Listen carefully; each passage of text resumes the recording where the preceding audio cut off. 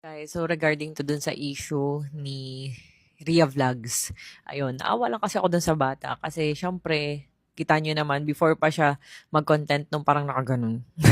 Ayun, before pa siya mag-content ng ganon is, ano na, nagvo-vlog na talaga siya.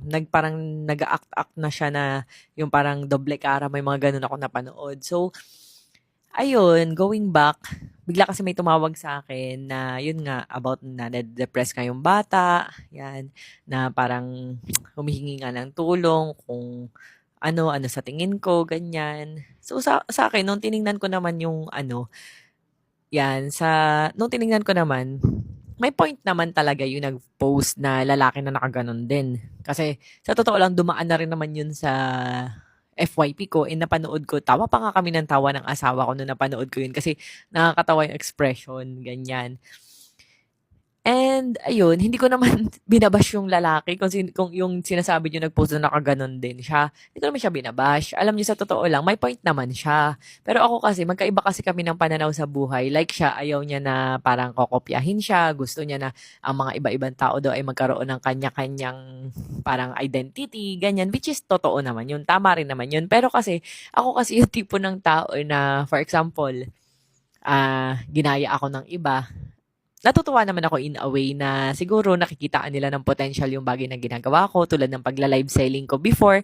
Alam nyo naman, 'di ba, na may ginawa akong pahakot, may magpapahakot din. Ginawa ko yung nag-post ako na may mamimigay ako ng ganto, ng mga gadgets. Ginagawa na rin nila ngayon pero dati binabash pa nila ako na ano daw na parang ano ba yan, dapat hindi namimigay kasi pag namimigay kasi diyan na umaasa yung mga tao na ina-expect na nila na may ganyan so hindi na bumibili sa amin ng walang pamigay.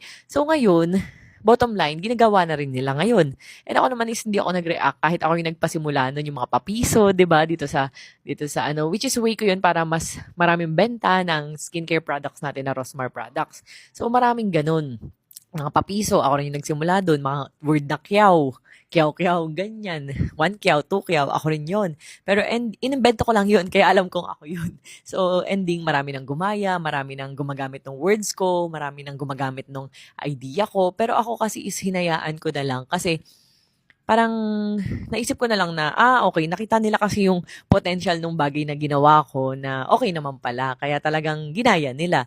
And kung hindi rin kayo familiar, 2016 pa lang namimigay na ako ng pera sa kalsada, nagko-content ako with matching nakakalungkot na kanta, ganyan. So, marami na rin gumagawa ngayon.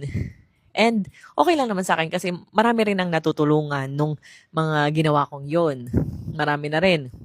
Yung pamimigay ng GCash, di ba? Ako rin yung